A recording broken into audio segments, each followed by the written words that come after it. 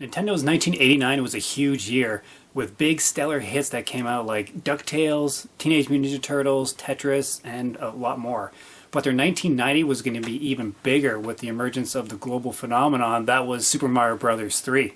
However, lost in the shuffle at the start of the year was a game called 8 Eyes, a game that combined elements of other popular carts but never quite achieved popular status itself. In fact, depending on who you talk to, quite the opposite.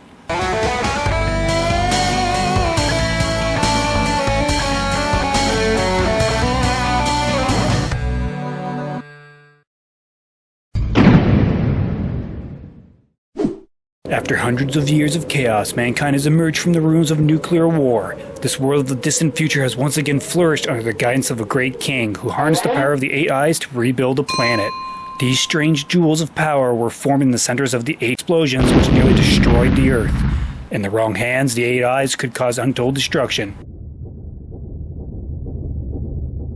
And enter the king's 8 dukes, well, 1 duchess, but who's counting, who give the old fart the boot, steal the jewels for themselves. So it's up to you, mighty knight Orin and his trusty falcon friend, Cutris?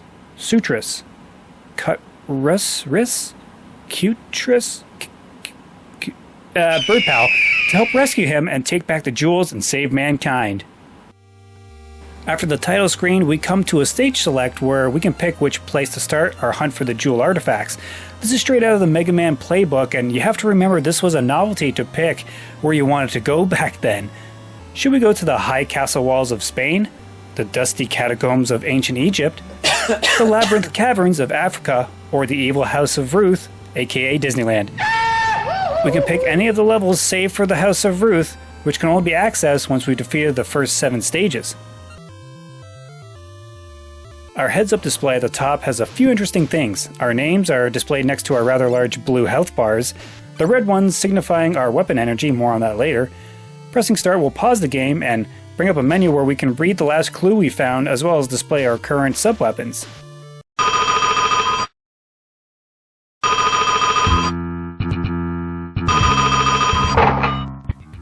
Hello? Nintendo Power? What's this about clues? Nobody mentioned clues. I've got these skeletons chasing Cutris? Sutris? Whatever my bird's name is around right now. Tell me everything you know.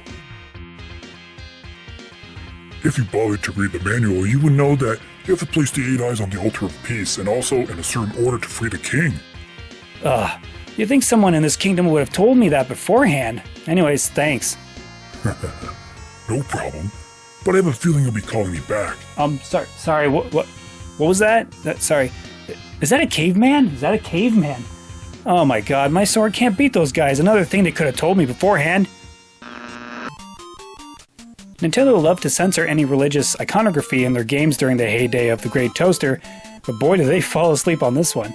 Slain foes will have white or red crosses that quickly float away. Grabbing the white ones will fill your weapon energy back up a tiny bit, and the red ones will give you back a little bit of health.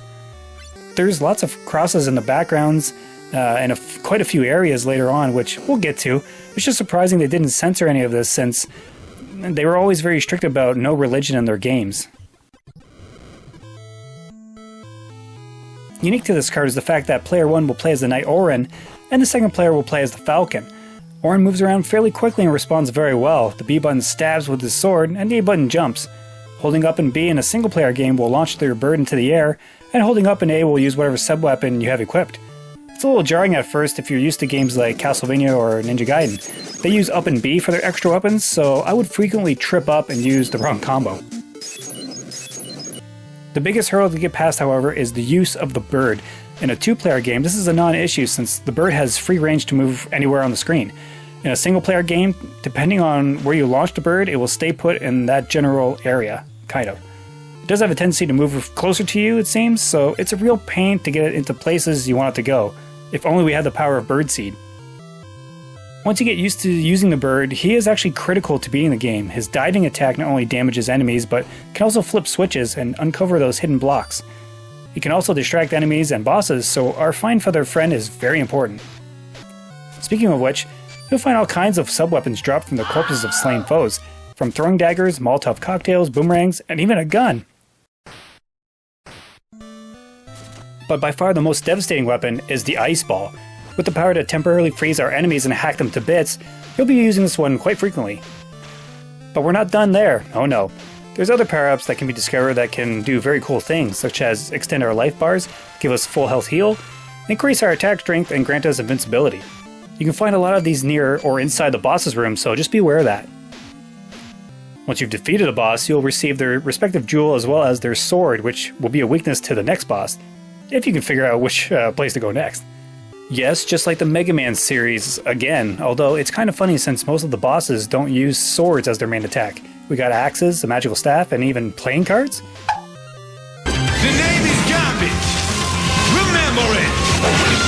But... I love the look of this game. Yes, it reeks of Castlevania, the dead giveaway being the stairs, but isn't that a good thing? Check out India's level. Look at the architecture and the use of dark blues and purples. Look at the curved structures and design, the stone blocks, dirt, and dark alcoves of Africa. These places all feel unique.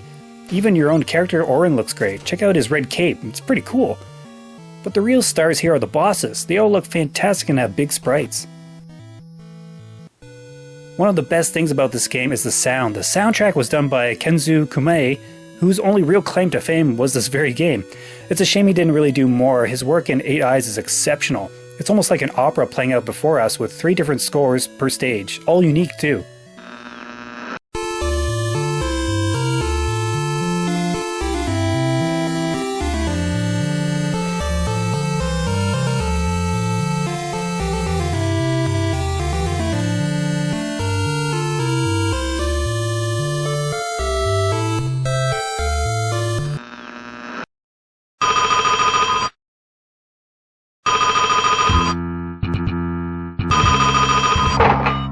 Hey, you didn't tell me that the House of Ruth was one big boss rush. How am I going to outlast all these guys again? Easy. There's a hidden energy refill in each boss room. Grab it once you're low on weapons and health. Thanks, Nintendo Power. You really saved our butts. Birdfriend says thank you as well. Hey, what's your name, pal? I'm not your pal, and they call me Mr. Tips.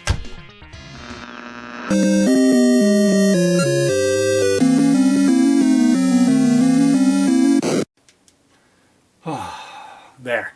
Finally beat 8 Eyes on the NES, and now to receive a well-deserved ending and oh my god! This is the king? No way. Look at his skin. Look at the giant bat wings. A cross on his head? Man, this is messed up. This is... Satan. While 8 Eyes borrowed heavily from games like Mega Man and Castlevania, it also has its own unique charm that sets it apart. With sharp graphics, outstanding music, 2-player couch co-op, tight controls, and a good challenge, 8 Eyes is the total package.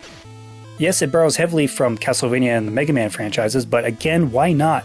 Those games were fun, and so was this. To top it off, there's also 2 extra quests to take on, which have pretty meta endings. So there's lots of replay value for those that mastered the first playthrough. Give it a shot. Let me know down in the comment section below. Have you played this one? I'm Will. For those about the retro, we salute you. Take care.